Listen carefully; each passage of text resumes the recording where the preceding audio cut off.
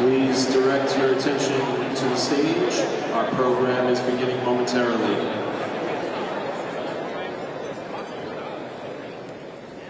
We'd like to introduce the opener of today's meeting, Club Chair, Bob Steele.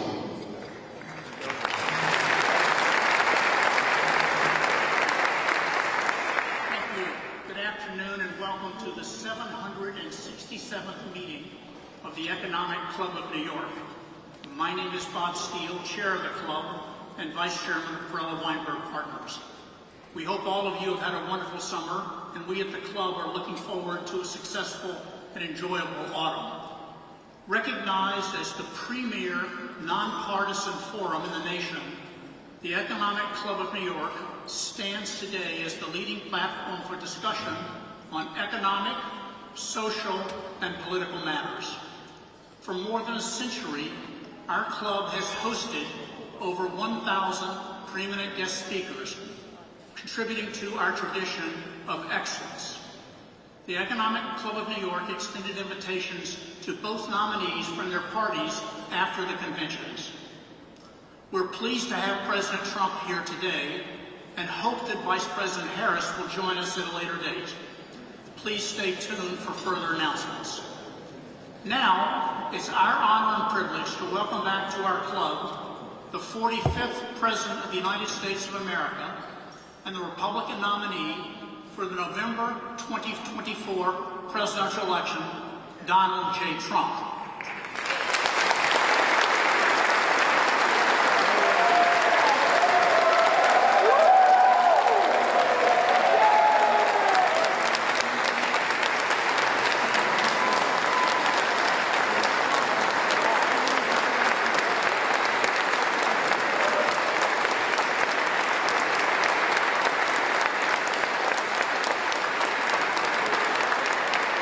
Format today will be the president will address our club for about 30 minutes and then take four questions from club members.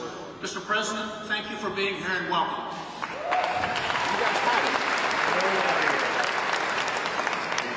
Well, thank you very much. They actually told me you can speak for an hour and a half. So 30 minutes. He didn't like the way I looked, I guess.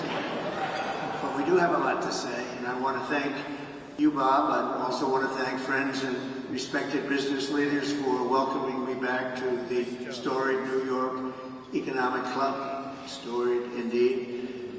A very special thanks to Barbara Van Allen. Barbara, thank you very much. And former director of the National Economic Council, Larry Kudlow.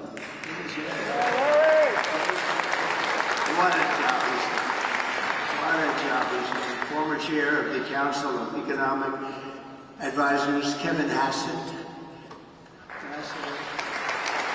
Ambassador Robert Lighthizer, terrific person. Former Secretary Wilbur Ross.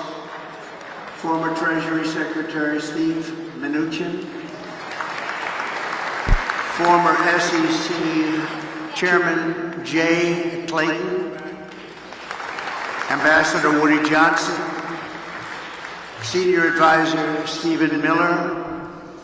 My friends and respected business leaders all, John Paulson, Jamie Dunn, Steve Witkoff, Steve Schwarzman, Scott Bassett, Jeff Spraker, Richard Kurtz, former head of the World Bank, David Malpass, and the two co-chairs of my presidential transition team that are being inundated with phone calls and requests, Linda McMahon and Howard Lutnick. Thank you. As we gather today, we have an economic disaster on our hands. An economy in crisis, a failing nation, a nation in serious decline, under the radical policies of my former opponent, Joe Biden, and my new opponent, Kamala Harris. 1.3 million workers have become unemployed in the past 12 months. I don't know if anybody knows that. The typical American family has lost over $28,000 due to rampant and record-setting inflation. Credit card debt has reached the highest in history, with more than 1 in 3 Americans reporting they have maxed out their credit cards. They've maxed out. Families now need to earn an estimated $110,000 a year to afford a typical home, meaning 65% of households are locked out of buying just an ordinary house.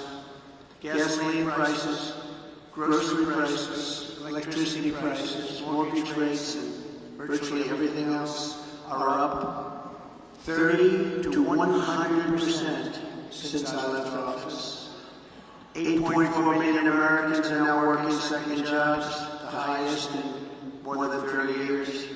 The real wages of African American workers are down by over 6% in a short period of time. The real incomes from Hispanic men are down 6.6%, or $3,600 per year, and on top of that, African Americans and Hispanic American jobs are under massive threat from the invasion taking place at our border. They're taking the jobs of Hispanic Americans, African Americans, and nobody talks about it. But I won't let it happen. Yet after presiding over the border, the worst in history for any country, there's never been a border like this. 21 million people, we project. This total economic catastrophe, the border czar, Kamala Harris, has now been slotted in by the Democrats to be re-elected. She wants 4 more years to enforce a radical left agenda that poses a fundamental threat to the prosperity of every American family and America itself. And we're talking about America itself. She wants to defund the police, have totally open borders, ban fracking in Pennsylvania and everywhere else, take away your private health insurance, and perhaps most pertinent to the very brilliant people in this room, raise your business and corporate taxes, and unbelievably, she will seek a tax on unrealized capital gains. Most people don't even know what that means. What does it mean? She's been after all of this for years, and as everyone knows, she's a Marxist who destroyed almost single-handedly San Francisco, and when she was the AG, California itself, not the same place. People are leaving, they're fleeing, like they are in New York. She'll seek out, and she will try and get those things if she's elected, and she may very well succeed in getting them. She recently said her values have not changed, and these have really been her values for her entire career. Her values haven't changed, that's what she wants. So she told the truth. We're not going to let this happen. Communism is the past, freedom is the future, and it is time to send Comrade Kamala Harris back home to California, where crime is rampant and fleeing is the #1 occupation. I'm here today to lay out my plan to rescue our country from this nightmare and to bring back to its citizens the American dream, bigger, better, and stronger than ever before. 8 years ago, I came before you as a candidate for president and shared my vision to end this stagnation and return to rapid growth. That's what we did. As president, I am very proud to say that we accomplished something that nobody thought that was even possible. Before the pandemic, real median household income rose by $7,684. And even after the pandemic, annual incomes were up $6,400. The average American household saw a $197,000 increase in real net worth in 48 months. For the bottom 50% of households, average wealth more than doubled, increasing by 121%. Lowest income people benefited the most.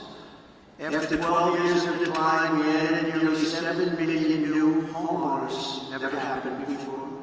And in 3 years, we created 7 million new jobs, 260% more than projected. When I took office, they said you couldn't hit those projections. And we were 260% higher than what we said we could do. From the day I won to the day I left, the S&P 500 increased by 80%.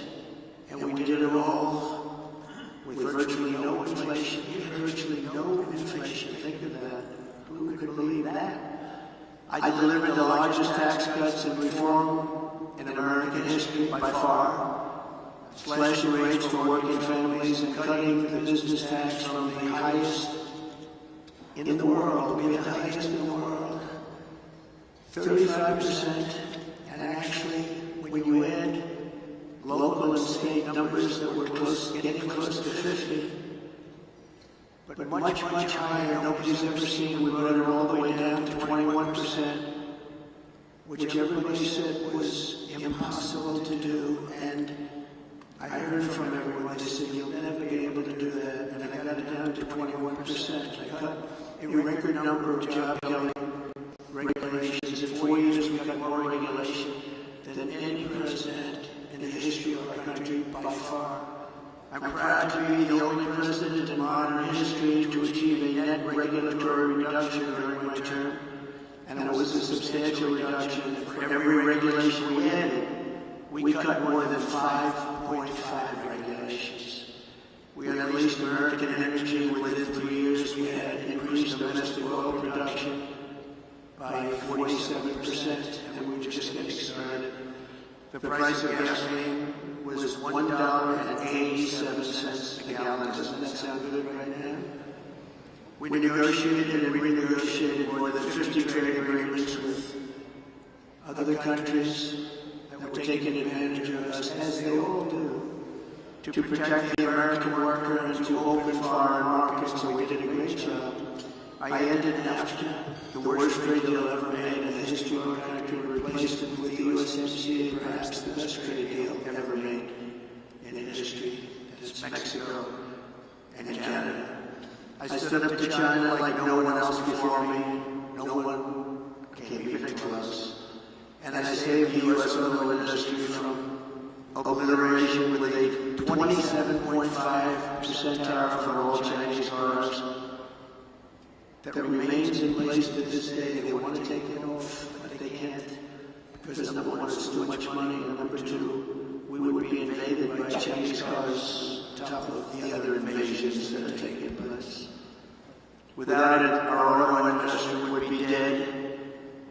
And now I am going further. We will bring our auto-making industry to the record levels of 37 years ago.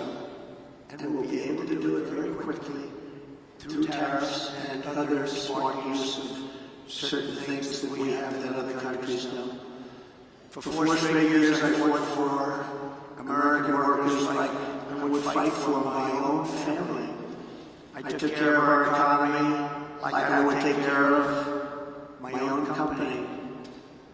In every decision I asked, will I create jobs here, or will I be sending jobs overseas? Will it make America richer and stronger, or will it make our country weaker and poorer? I always put America first, every single time. And when our country was hit by the China virus, we saved the economy, we rescued tens of billions of jobs. And after COVID, I handed Kamala and Joe the fastest and strongest recovery ever recorded, nothing even close. With 1.4% inflation, the 30-year mortgage rate was at 2.4%, and the highest stock market in history. This is despite the pandemic. Today, I handed them back the highest stock market to date, after having just suffered with the rest of the world a pandemic, the likes of which nobody had ever seen before.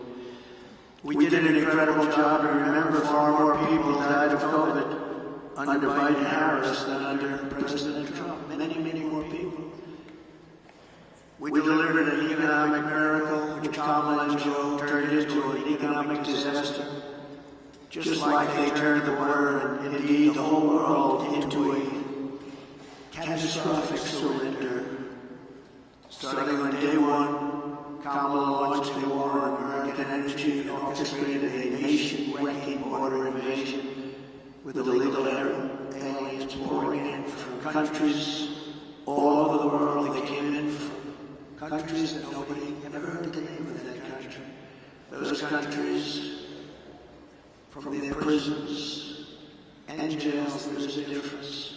From mental institutions and insane asylums, as well as record numbers of terrorists, human traffickers, and sex traffickers. Numbers that we've never seen before taking place over the last 3.5 years. Then Kamala cast the deciding votes on trillions of dollars in wasteful spending, which together with their terrible energy policies gave us the worst inflation perhaps in the history of our country. Nearly 2/3 of the jobs created under the Harris-Biden administration were bounce-back jobs. Bounce-back. They were bounce-back jobs that I handed them from before the pandemic. This happens with pandemics. You get bounce-back jobs. The pandemic comes and it goes, and those people go back to their jobs. And just last week, Joe Biden admitted that on social media.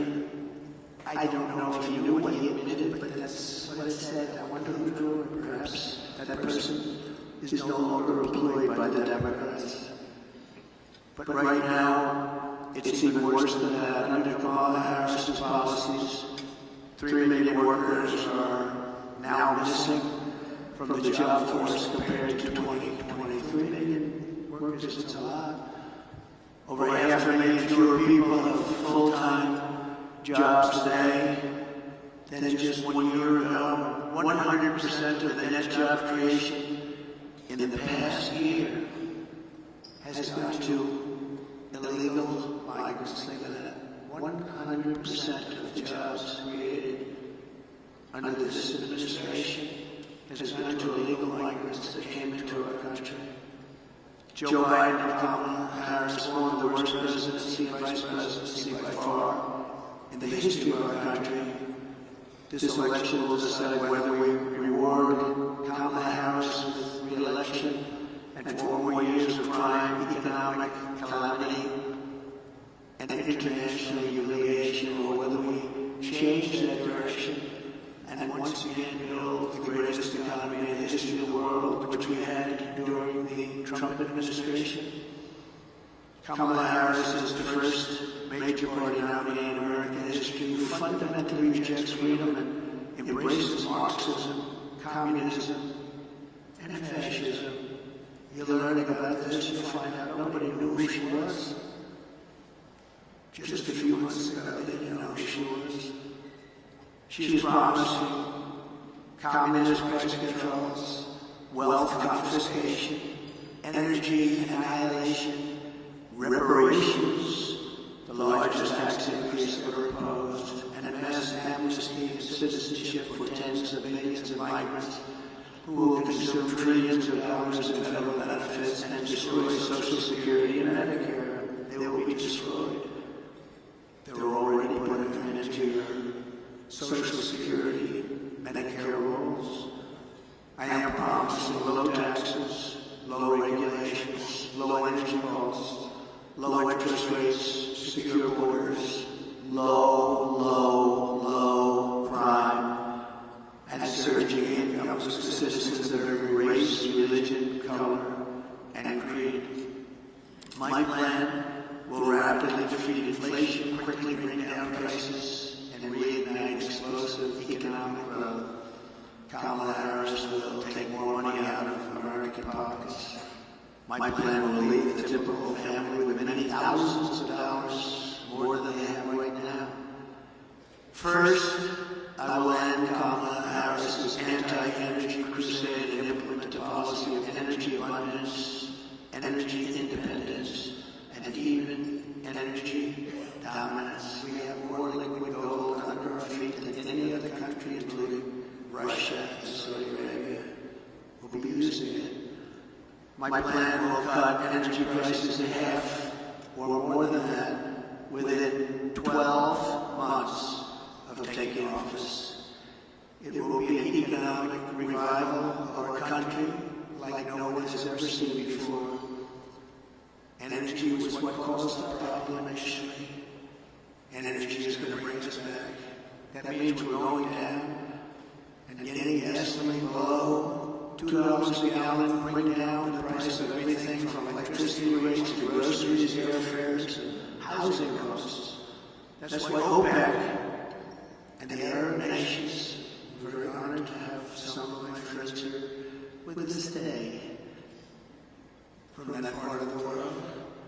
But they're working very hard despite being here. That I not be your president. They don't like me. Meanwhile, Kamala Harris can't bring down the price of anything because her energy policies are driving up the cost of everything. Everything is up, way up. Starting on day one, Harris and Biden opened up the Russian pipeline called Nord Stream 2, which nobody had ever heard of until I got involved and said, what about Nord Stream 2? And nobody knew what I was talking about. Largest pipeline in the world, Russian pipeline. But I had it closed. It was shut down. Putin was not happy. We shut it down. They came along and the Keystone XL pipeline was shut down by them. So they shut down the Keystone and they immediately gave Russia the right to start rebuilding the Nord Stream 2, the biggest pipeline you've ever seen. We re-entered the horribly unfair to the United States through them when they came back. Paris Climate Accord, so unfair to us. We pay trillions of dollars. Other countries pay nothing.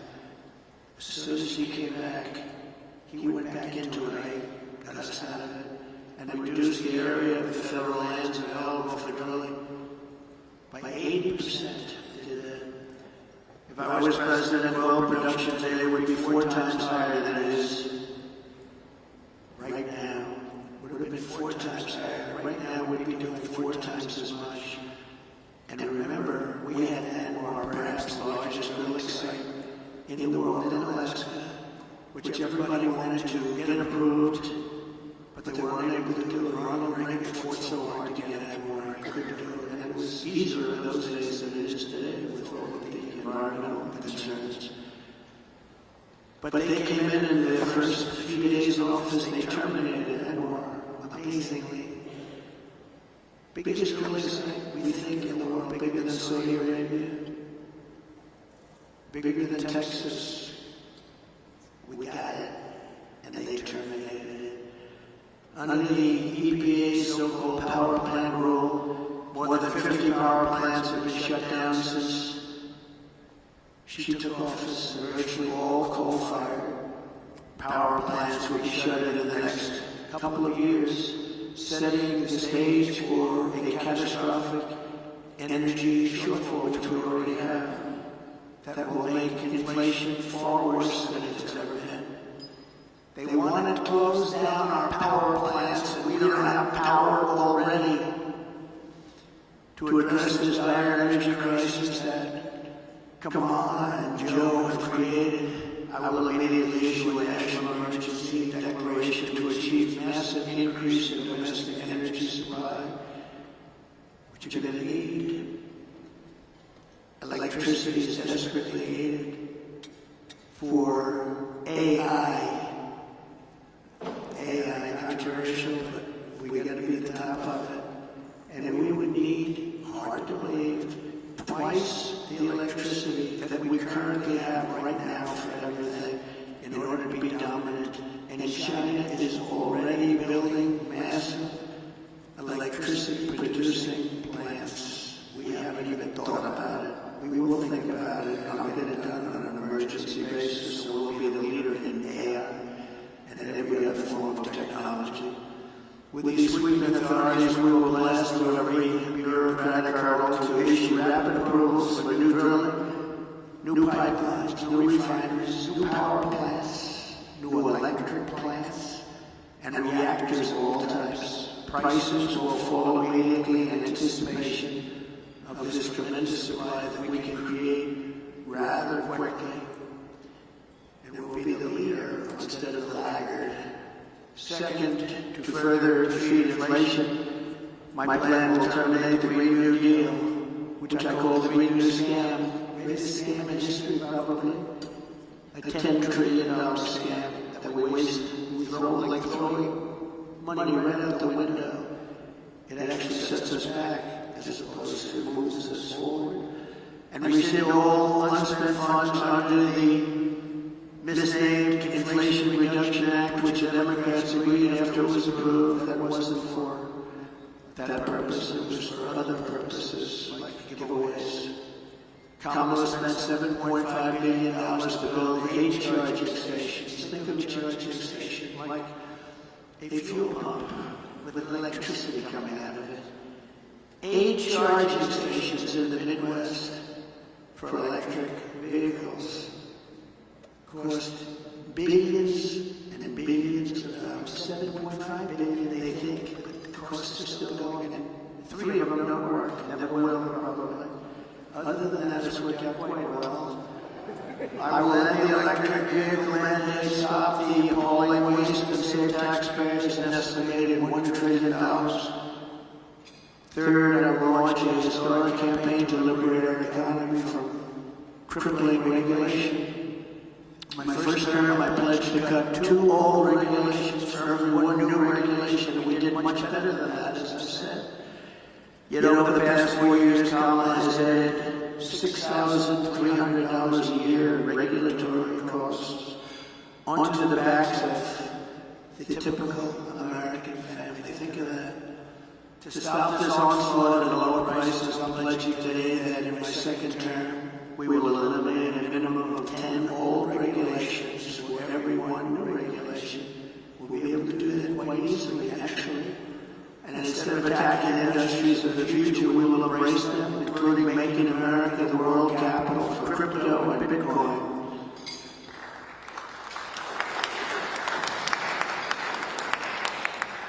Fourth, at the suggestion of Elon Musk, who has given me his complete and total endorsement. That's nice. Smart guy. He knows what he's doing. He knows what he's doing. Very much appreciated. I will create a government efficiency commission tasked with conducting a complete financial and performance audit of the entire federal government and making recommendations for drastic reforms. We need to do it. Can't go on the way around it.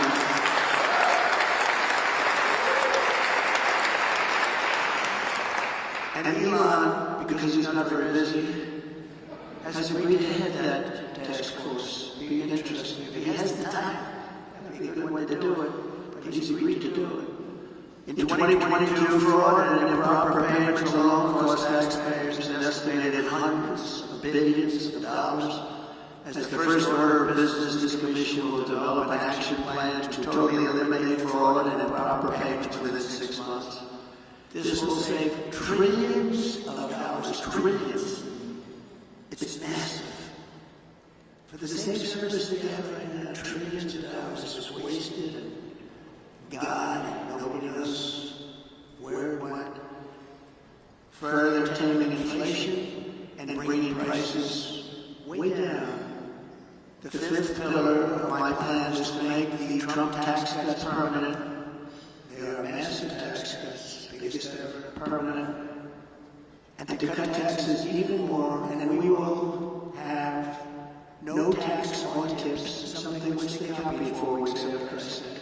She got up and said, no tax on tips. I said, I just said that. She's actually copying a lot of my plan. In fact, we're going to send her a magazine sometime the next year.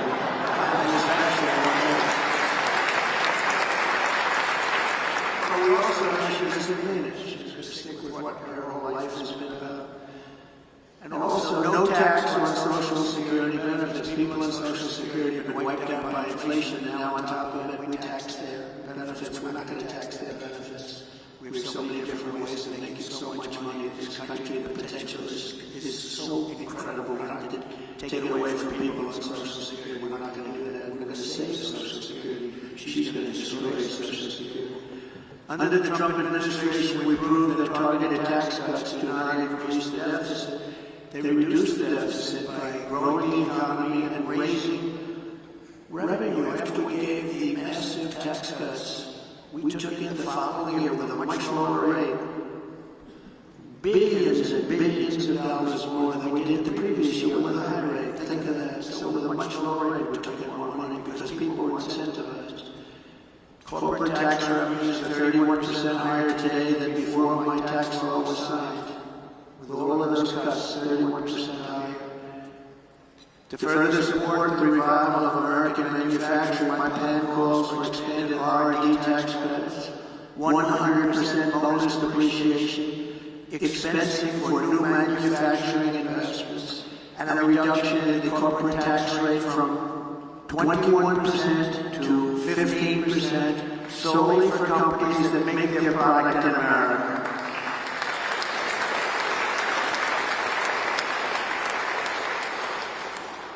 You have to make your product in America. If you outsource, offshore, or replace American workers, you are not eligible for any of these benefits. In fact, you will pay a very substantial tariff when a product comes in from another country. If it's made in another country and comes in, there'll be a big tariff on that product because we want to make our goods in America. Most of them we can.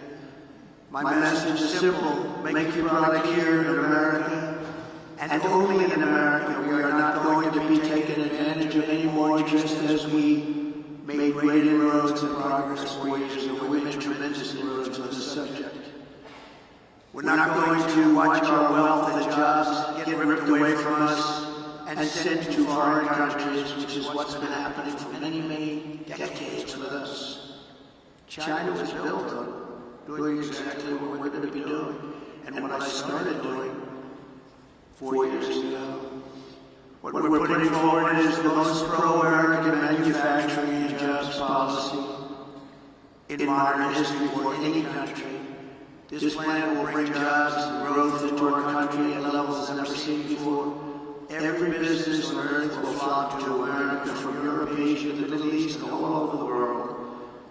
By contrast, Comrade Kamala Harris wants to sacrifice our wealth, kill the economy, and drive jobs overseas to punish businesses. Well, businesses will leave. They'll leave America. They're international companies. They report to their shareholders, and they will leave America if her plan, even in a small form, comes to the fore. Her tax plan, which includes the promise to end the Trump tax cuts, which again by itself would be a massive tax increase, would increase taxes by over $5 trillion, a record many times over. It would result in the largest small business tax hike in history, massively raising taxes on 25 million small business people, and raising small business tax rates to 43% and higher. In other words, 20% higher than communist China. Kamala is also vowing to raise the corporate tax rate from 21 to 28%. We're bringing it down to 15%. But she really is looking to raise it to 40, 45, or even 50%. You know that. All you have to do is follow her past path. Radically raise the capital gains tax rate, which she wants to do, and they don't even want to give a number. And for the first time ever, impose a 25% tax on unrealized capital gains. So if you happen to have a lot of wealth but no cash, you're in a lot of trouble. This will lead America into a 1929 depression, and it will be a depression and a territory that we have not seen for a long time. There's a gentleman that happens to believe that, Scott. These policies, especially the tax on unrealized capital gains, would decimate the U.S. economy. Companies and innovation would flee from America to other countries. Venture capital markets would disappear, the stock market would be annihilated, and investors assess the tax liabilities of large shareholders, the seniors, and senior pensions would totally go up in smoke. They'd be worthless. These are not policies designed to create a prosperous America. These are policies to turn the United States into Venezuela on steroids. Even if for this reason alone, Kamala Harris must be defeated decisively this November, has to be defeated, cannot have her be the President of the United States. Under Kamala, the United States is becoming a third world banana republic. She and her party are censoring speech, weaponizing the justices, and trying to throw their political opponents, me, in jail. This hasn't happened. I didn't do that to hurt Hillary. I said that would be a terrible thing, wouldn't it? Putting the wife of the President of the United States in jail. But they view it differently, I guess, nowadays, but that's okay. And they always have to remember that two can play the game. Nobody ever thought this was possible. This is how you create massive capital flight and turn once prosperous nations into absolute ruins. I will have no higher priority as president than to restore the fair, equal, and impartial rule of law in America. We have lost the rule of law. Who would have thought?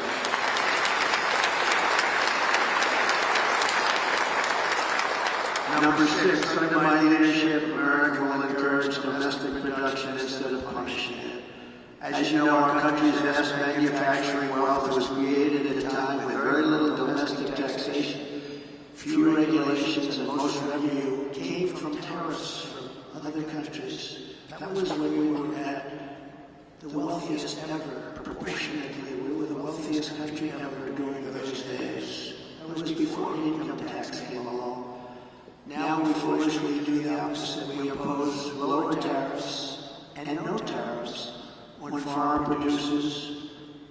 We have the lowest tariffs of any nation in the world. And we relentlessly punish our own companies for doing business in America. You do business in America, you're punished tremendously.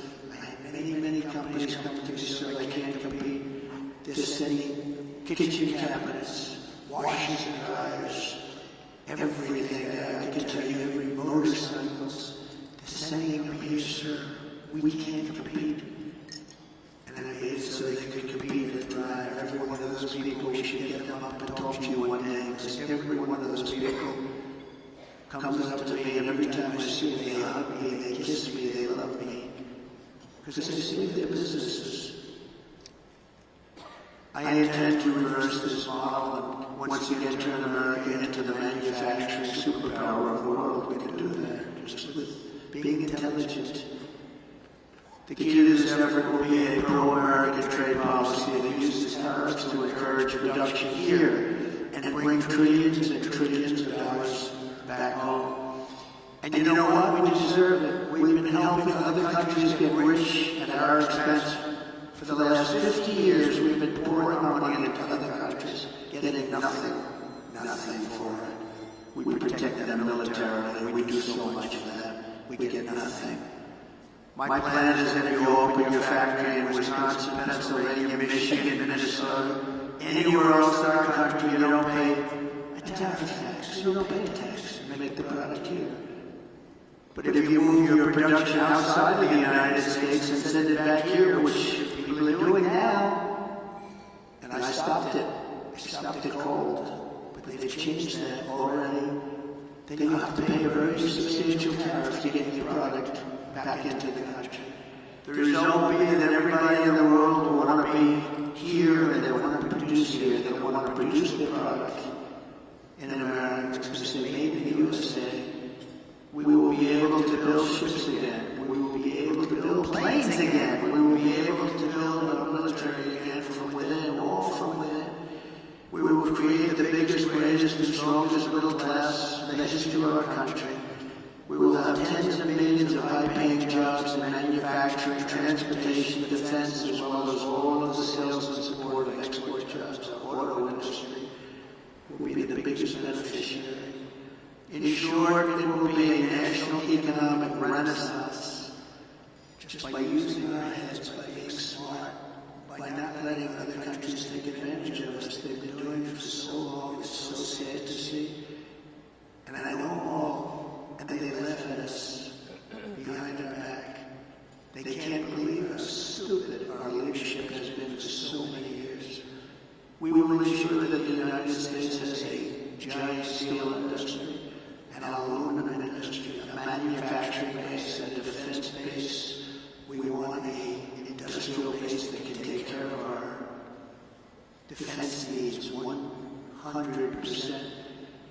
And you can call it what you want. Some might say it's economic nationalism. I call it common sense. I call it America first.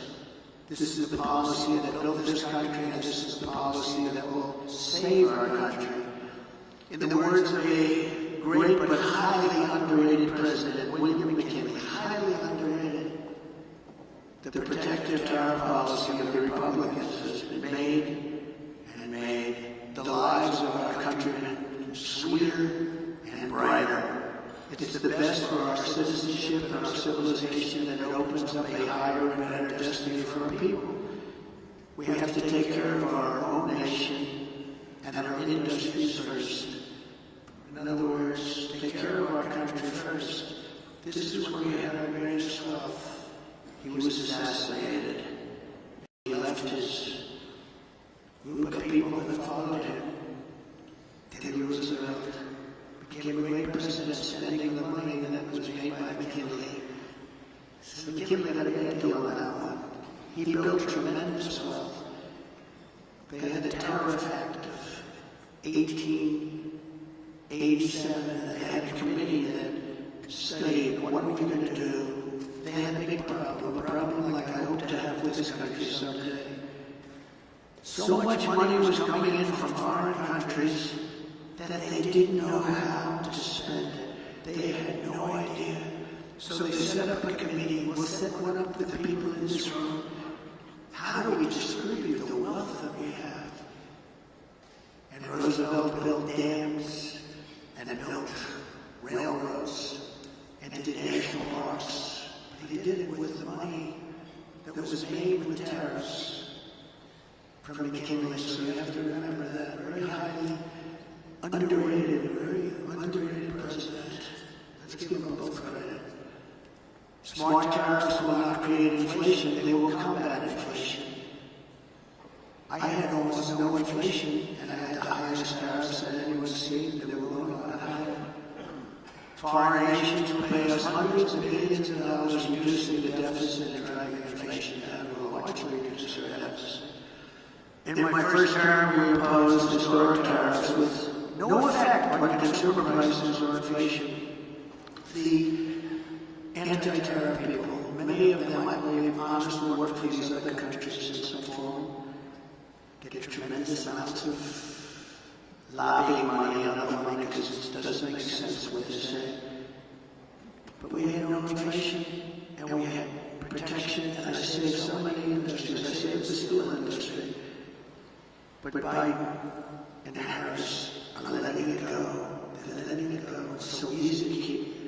A combination of fair trade, tax cuts, regulatory cuts, and energy abundance will allow us to produce more goods better and cheaper right here in the USA than we've ever done before.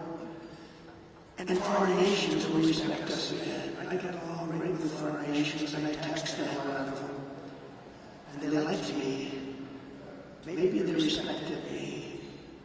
And Viktor Orban, a very strong man, he's the Prime Minister of Hungary. He said the only thing missing from the world right now is President Trump. He kept the world safe because everybody was afraid of him. I don't like that term. That's the term he used. I would like to say we respected him and respected our country, but he didn't say that. He said everybody was afraid of him. He said China was afraid, Russia was afraid, they were all afraid. Kim Jong-un. I got along great with him. And I tried to explain to the fake news media that getting along with people in foreign countries is a good thing, not a bad thing. It's a very good thing. It's a smart thing.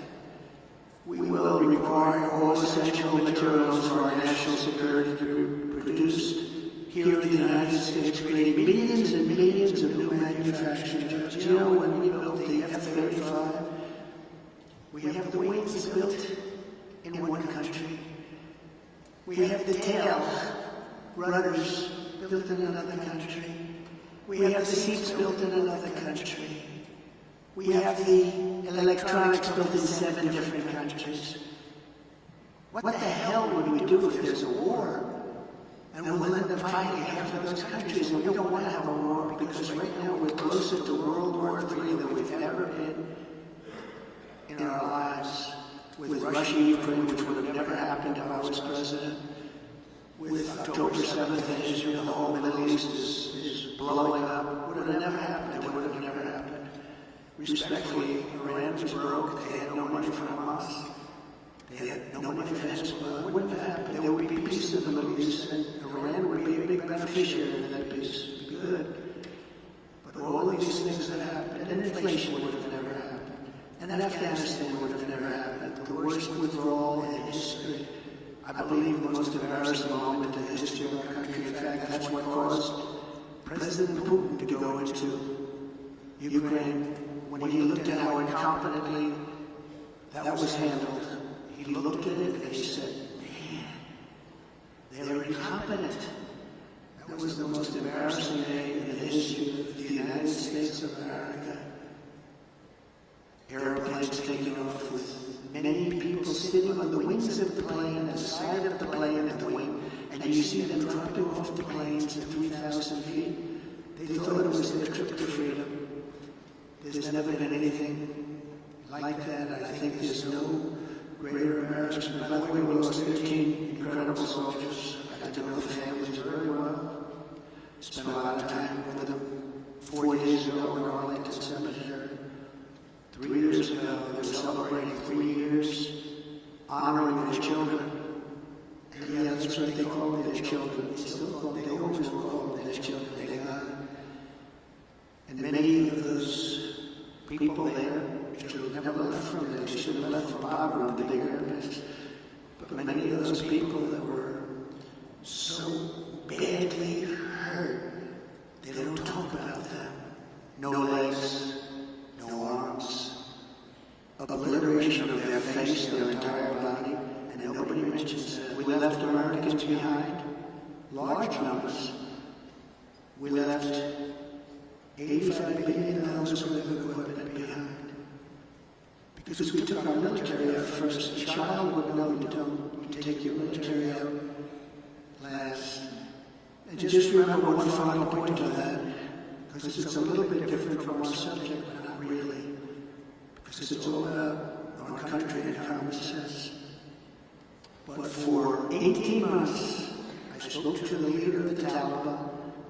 The press was very upset that I spoke to him. His name is Abdul. I said, Abdul, don't do this, Abdul. Don't do this. But why? He said, do you send me a picture of my home? I said, Abdul, you're going to have to figure that one out for yourself. But don't do this, Abdul, because it's going to end badly for you. And for 18 months, we didn't have one soldier shot at or killed in Afghanistan. And then we took our soldiers out. We had a very, very disgraceful election. And this group came in and they didn't know what the hell they were doing, and they still don't. They got worse. You know, with experience is supposed to get better. They got worse. They're worse now than they ever were. And we're going to turn our country around. We're going to become a major producer of rare earth minerals. We're going to create jobs and making it really, and us truly self-reliant. Remember, the rare earth, we have to go to China. We have sites that are tied up with more than anybody else has. They're environmentally protected. We have sites that are phenomenal. Everything you want in terms of rare earth that we can't use because of environmental protection. We're going to end that very quickly as soon as I get to office. We will make housing much more affordable. As inflation is tamed, interest rates will dramatically fall. They'll be down very, very low. We're going to have to 2.4% to even lower than that for a period of time. Reducing mortgage rates is a big factor. We're going to get them back down to, we think, 3%, maybe even lower than that, saving the average home buyer thousands of dollars per year. They can now go out. Young people will be able to buy a home again and be a part of the American dream. We will eliminate regulations that drive up housing costs with the goal of cutting the cost of a new home in half. We think we can do that. The regulations alone cost 30%. Regulation costs 30% of a new home. And we will open up portions of federal land for large-scale housing construction. These zones will be ultra-low tax and ultra-low regulation.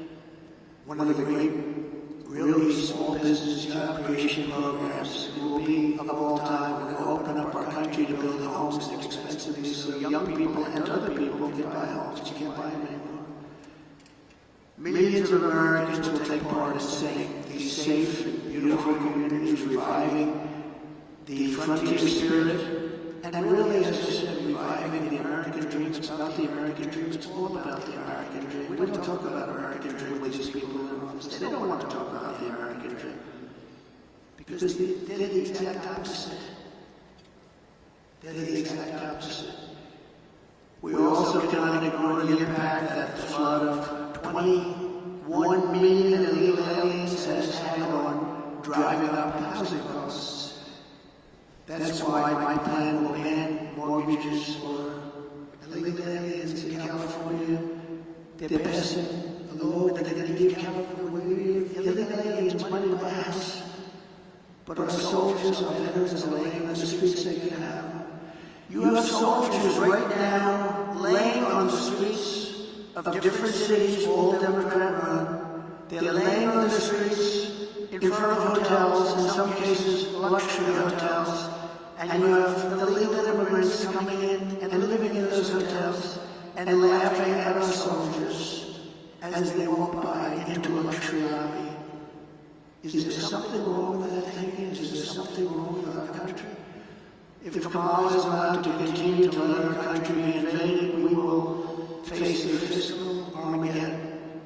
These migrants are consuming hundreds of billions of dollars in benefits.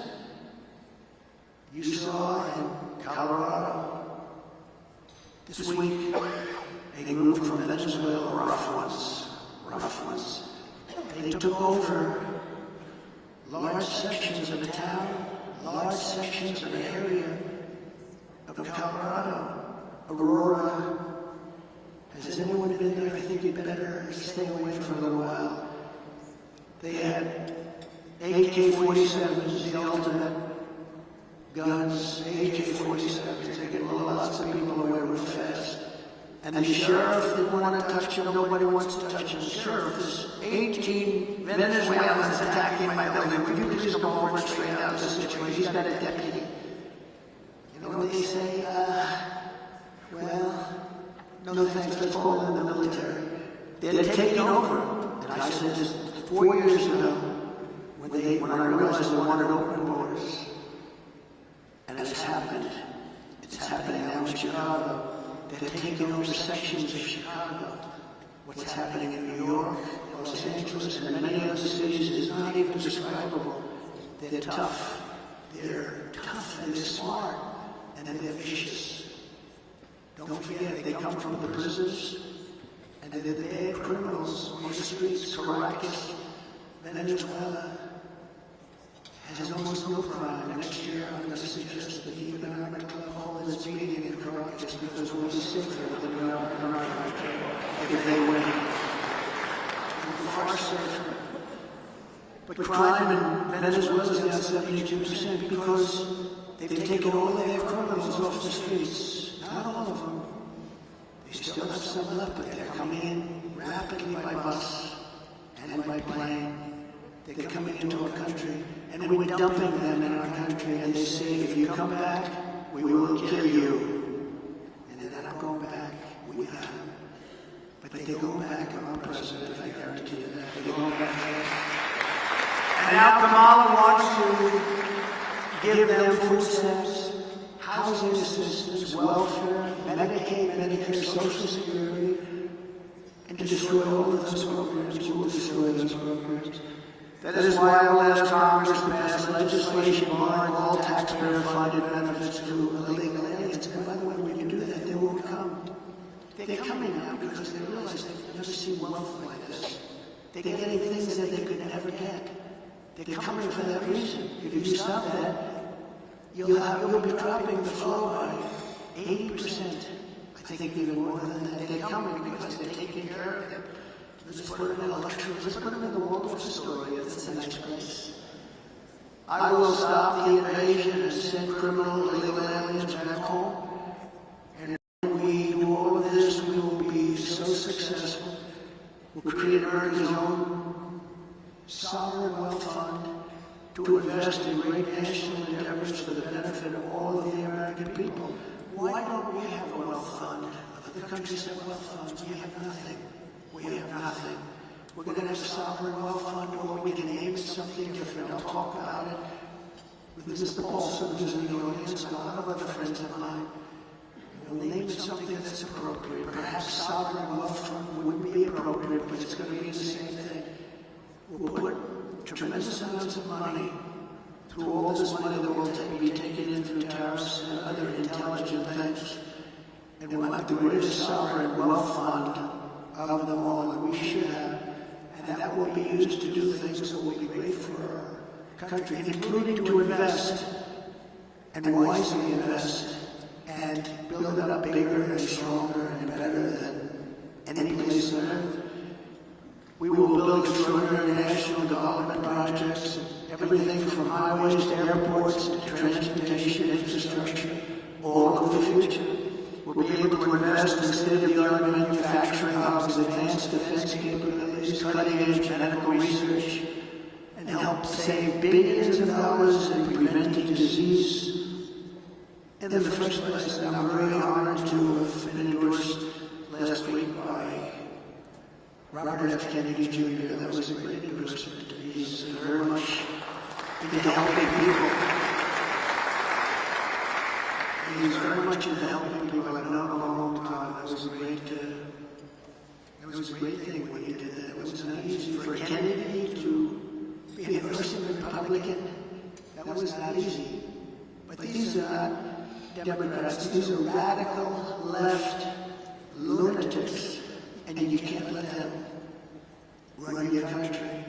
We will invest in new and modern agricultural techniques so we can have safe, healthy, high-quality foods for our families. That's where Bobby is so interested in foods. He says we're putting a lot of bad foods in our body. You look at other countries which do far less, and they're actually much healthier than we are. This wealth fund will return a gigantic profit which will help pay down national debt. We're going to work on national debt very slowly, by the way. We're going to have so much money coming in, we're going to work on national debt.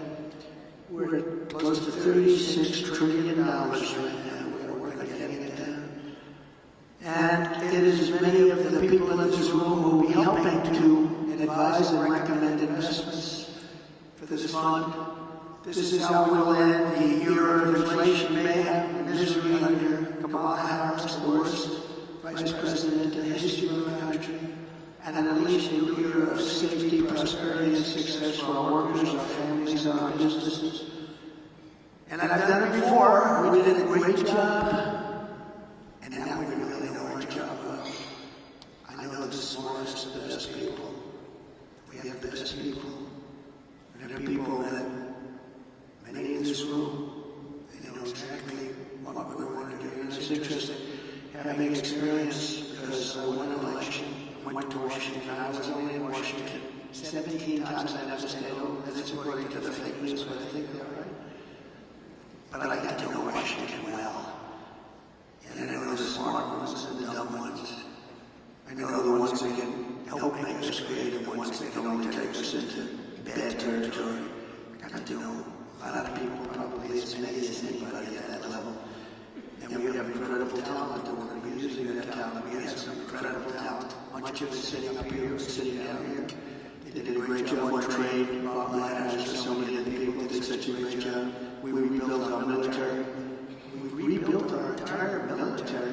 They did a great job. We have great generals, not the television generals, not the generals that took us out of Afghanistan 24 hours and left that horrible situation, but we have great generals. We defeated ISIS. It was supposed to take 5 years, it took me 4 weeks. 4 weeks. Our generals did a great job. We have great people in our military, and our military is not woke. Believe me, you couldn't get these guys to be woke. Some of the guys on top are woke, but those aren't the ones that are great. So we're going to do things that we didn't do it the first time. We had a great presidency. There was an article written the other day that the Trump presidency was a great presidency.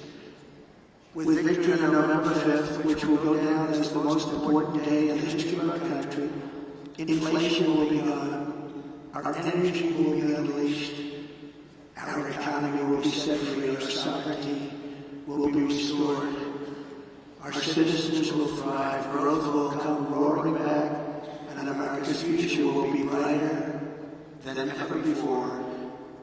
So I want to thank you all. This has been a lovely experience. It was years ago that I was here, talked about what we were going to do, and we did just about everything we said.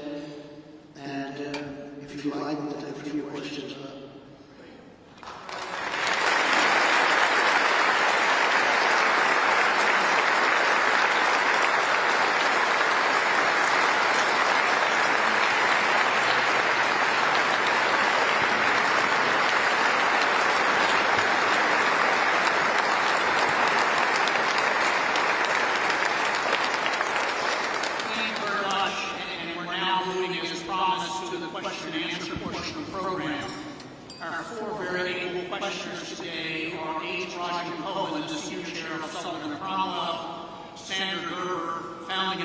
Partner, CEO and CIO of Hudson Bay Capital, Mr. John Paulson, founder of Paulson & Company, and Rashmi Sajani, founder and CEO of Girls Who Code and Moms First. We're going to go in alphabetical order, and therefore, Raj, you have the first question.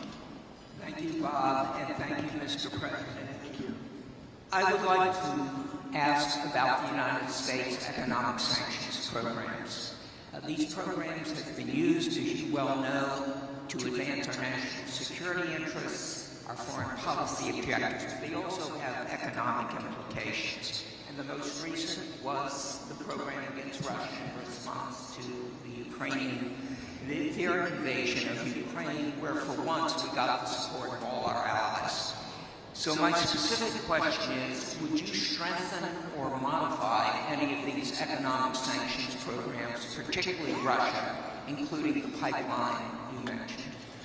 Well, it's a great question. The problem with what we have with sanctions, and I was a user of sanctions, but I put them on and take them off as quickly as possible because ultimately it kills the dollar and it kills everything the dollar represents, and we have to continue to have that be the world currency. I think it's important. I think we're losing the war. If we lost the dollar as the world currency, I think that would be the equivalent of losing a war. That would make us a third world country. We can't let it happen. So I use sanctions very powerfully against countries that deserve it, and then I take them off. Because look, you're losing Iran, you're losing Russia. China is out there trying to get their currency to be the dominant currency, as you know better than anybody. All of these things are happening. You're losing so many countries because there's so much conflict with all of these countries that you're going to lose that, and we can't lose that. So I want to use sanctions as little as possible. One of the things that we have with tariffs is they'll say to them, you don't honor the dollar as your world currency. Is that right? You're not going to do it? No, we're not. I said, that's okay. I'm going to put tariffs all over your product. And they're going to say, sir, we'd love to honor the dollar as the world currency. You know, tariffs, in addition to monetary, and the money that we'll take in, which will be bigger than you've ever seen in this country before, gives you tremendous political power for something like that, as an example. I stopped wars with the threat of tariffs. I stopped wars with two countries that mattered a lot. A lot of people would have been killed. And I threatened tariffs coming into the United States if they don't make peace. And we made a lot of, we didn't have conflicts like we have right now. We had very intelligent people. But the biggest threat you have is you lose that currency, and we have lost something that you'll never get back. And we can keep it if we're smart, but they use it too much, and then they just forget about it. And in these countries like Russia, it's going out now and doing its own thing. And, you know, they're going out bragging about how they don't need us anymore, etc., etc. The sad part about Russia is that Ukraine would have never happened if I was president, so we wouldn't have to be talking about sanctions, but it did happen. And one of the things I'm going to do, a little bit relevant to your question, is if we win, I believe I can settle that war while I'm president. office, I can get that war settled and get that war stopped, because it's a horrible, horrible war. And far more people are killed in Ukraine, far more people than you realize. They'll knock down this massive building, amazing, the size of these buildings, they'll knock it down, they'll say nobody was injured. No, a lot of people were killed. The real numbers are far greater than what people are looking at. So I think it's a very important thing. Sanctions have to be used very judiciously, and you can win. We have things much more powerful, actually, than sanctions. We have trade, but we cannot lose our dollar standard. Very important. Thank you very much. Thank you, Mr. President, for all the details on your economic policy. As you alluded to, tariffs are the other side of sanctions. And given that China is our major trading partner with our largest imbalance, and possibly our chief national security threat to the United States, how can we better institutionalize trade policy and national security policy to be coordinated? So I had a great relationship with President Xi of China. Really very close relationship. Now, he's China, like us, so I don't want to sound foolish, he's my dear friend. He's a tough guy, he's a fierce person. I say very smart. You know, when you say he's smart, fake news goes crazy. He said President Xi is smart. And I say, look, he controls 1.4 billion people within our interface. He's smart. But we had a very good relationship with China until COVID. Now, when that came in, it was all different ballgames as far as I was concerned. You know, we made a great China trade deal, maybe better than the USMCA. I'd never talk about it because what happened with COVID for the whole world, $60 trillion in deaths, 70 million, 60. Nobody even knows how many deaths. And it all came out of Wuhan, so it changed my relationship. But I think I'll have a great relationship with China. I had one before. And they respected us, but they respected us because they no longer thought we were fools. They used to think we were fools because we built China. They would take over $500 billion a year and use it for the military and other things. We got nothing out of that. We got some cheap product. You could buy 19 pencils instead of 2. Who the hell cares? You can buy $16 for your daughter instead of 2 nice dollars. And we got very little out of that relationship. They got a tremendous military power, and they still have it today. So, but I believe we will have a very good relationship with China and with a lot of other countries that we're not getting along with too well today. And things are going to straighten out. We're going to get them straightened out very quickly. Very important that we get along with the rest of the world. You know, we have things today called nuclear weapons. I rebuilt our whole military, including our nuclear capability. And so I got very familiar with it. And I say this often because I had an uncle who was the longest serving, I believe the longest serving, I was told that by MIT. But he was there 39, I guess, 41 years, longest serving professor in the history of MIT. And nuclear was something he knew a lot about. And we used to talk about it, and I'd say, Uncle John, there's no way. He was telling me about this incredible power that was being unleashed potentially. And I said, Uncle John, you could never do it. You know why? He was very modest. Because I've seen the destructive capability, and this world is going to have to get along because that's what we're unleashed. We already have too many countries that have at least remnants of it, some of it. But probably 5 countries, if you think. Kim Jong-un, when I went to the White House after winning in 2016, I sat with President Obama, which is ritual. And you sit, you talk, and I said, what's the biggest problem? They said, North Korea is the biggest problem. I don't think it's solvable. I said, have you tried calling him or talking to him? Actually, the answer was yes, he wasn't responded to. But I did, and we were very safe. It started off with Little Rocky, if you remember. Little Rocket Man, I called him. All big things too. He's got a red button on his desk. I said, I have a bigger red button, and my red button works. And then it started getting a little nicer, and then one day I got a call that they'd like to meet. And it was a great thing. We had a great meeting. We had 2 meetings, actually, 2 great meetings, summits. And we had no problem with them. Now they have a problem because they're not like this administration. They don't respect this administration at all. So we have to get along. We have to get along. We can't have World War III. You're going to end up in World War III. Just like you should never have Russia go in. It would have never happened if a competent person led us. It would have never happened. He led them into it. And I'm not blaming Biden. But you know what? What he was saying was exactly the wrong thing. I said, we're going to have an invasion because of a lot of the rhetoric was stupid rhetoric. But it would have never happened. Not only for that reason, oil was down low. Oil was almost at $100 a barrel. So Putin is one of the only people. I mean, nothing's easy in life. But Putin at $100 a barrel, war works. At $40 a barrel, that didn't work at all. So we're getting back to an intelligently run place, a place where other countries aren't using the word nuclear. That word was never talked about during my, because I knew the power of it. And I talked to Putin about it, I talked to President Xi about it. I think we were going to do, you remember the talk where we were going to reduce nuclear capabilities substantially. All three of us, we decided we were going to reduce very substantially. And then we had the election, and after the election, they didn't talk about that or anything else, frankly. But we have to be very, very careful because the destructive capability of nuclear, when people talk about global warming, I say the ocean is going to go down 1/100th of an inch within the next 400 years. That's not our problem. Our problem is nuclear warming, and we better be smart, and we better have smart people at the top that know how to deal. Because these people don't know how to deal. Putin came out today, he endorsed Kamala. And I didn't know was I supposed to call him up and say, thank you very much, I appreciate it. But he endorsed Kamala. I have a feeling, I don't know.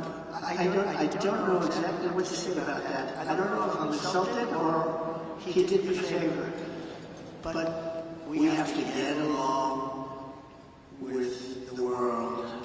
We can't have war because the destructive capability, you can be the head of the biggest bank, whatever the hell Jamie is sitting. You can be the head of the biggest bank in the world, and a couple of nukes in your bank doesn't mean a thing. You gotta get along because this is such an important job. It's a dangerous job too. Very dangerous job. If you look statistically, being president is very dangerous. That throbbing feeling. That throbbing feeling. No, it's a very dangerous job, and you have to do it right. And if you don't do it right, bad things will happen to the world. Things like you've never seen before. Okay, thank you very much. Thank you. John Paulson behind me to your right, Mr. President. First, let me thank you for your presentation today. President Trump, in the last fiscal year, the fiscal deficit under the Biden administration was approximately $2 trillion. Under the policies you've announced, the deficit would come down from items such as increased revenues from tariffs, as well as eliminating the tax incentives for the Green New Deal. These gains would be mitigated by decreases in revenues from policies such as no tax on tips.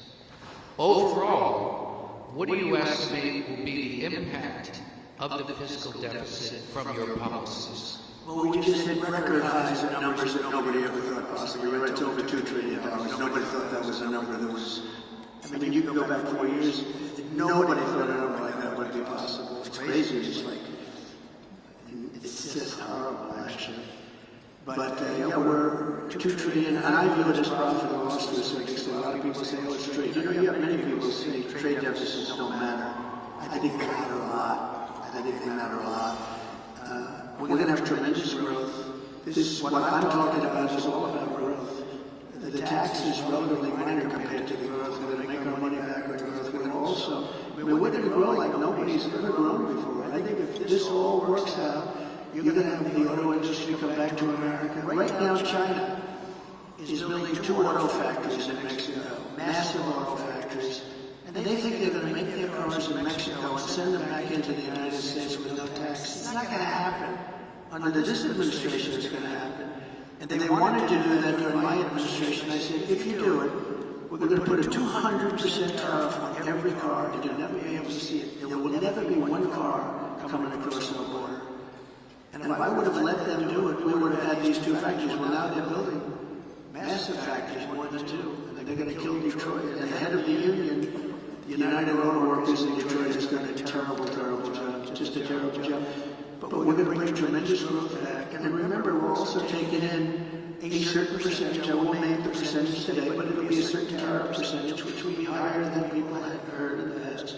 And then we will be bringing in billions and billions of dollars, which will directly reduce our deficits. Okay? Thank you very much. Good job you've done, brother. Very good. Thank you. And the final question, Resma, is to you. Thank you. President Trump, you talked about how the increase in the price of food, gas, and rent is hurting families. But the real cause that's breaking families' backs and preventing women from participating in the workforce is childcare. Childcare is now more expensive than rent for working families and is costing the economy more than $122 billion a year, making it one of the most urgent economic issues that is facing our country. In fact, the cost of childcare is outpacing the cost of inflation, with the majority of American families with young children spending more than 20% of their income on childcare. One thing that Democrats and Republicans have in common is that both parties talk a lot about what they're going to do to address the childcare crisis, but neither party has delivered meaningful change. If you win in November, can you commit to prioritizing legislation to make childcare affordable? And if so, what specific piece of legislation will you advance? Well, I would do that, and we're sitting down, I was somebody, we had Senator Marco Rubio, and my daughter Ivanka was so impactful. It's a very important issue. But I think when you talk about that, because childcare is childcare, this is something you have to have it. In this country, you have to have it. But when you talk about those numbers compared to the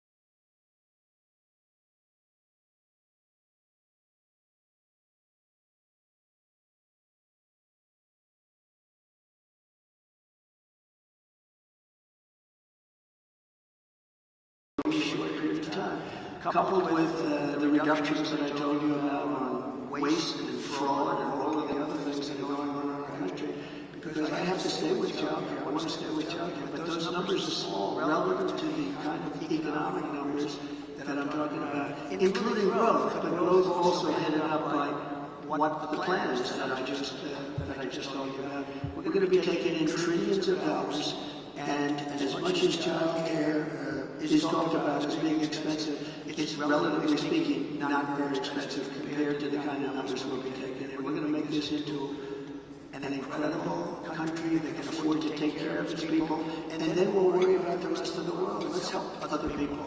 But we're going to take care of our country first. This is about America first. It's about make America great again. We have to do it, because right now we're failing. Thank you. Thank you. Thank you very much, Mr. Trump. It's great that you accepted our invitation to be with us today. Thank you, Raj, Senator John, Reshma, for your questions. The President is now going to be leaving the building, and so we want to all stay seated while he and his team leave. But as he leaves, let's all say thank you one more time for him accepting our invitation to be here.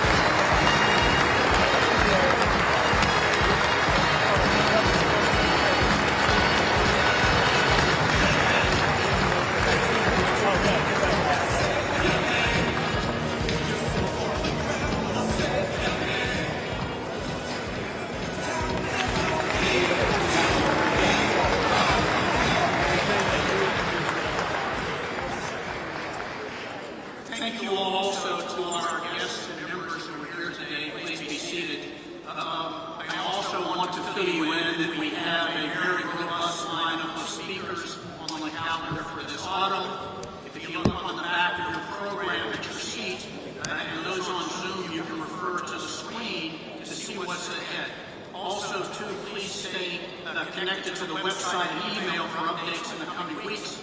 We're hopeful to secure a date for Vice President Harris soon. And as always, we encourage you to invite guests to our events. Let me also take a moment to recognize those of our 375 members of the Centennial Society joining us today, as their contributions continue to be the financial backbone of our club. Let me also extend a warm welcome to the students who have joined us virtually today from Rutgers, NYU Stern School of Business, and Graduate Center, as well as the largest ever class of 2024 fellows, a select group of rising, diverse next-gen business leaders. I think that's all for today. Thanks all of you for coming, and we look forward to seeing you down the line. Also, we have to say thank you to the amazing team of our club, led by Barbara Allen.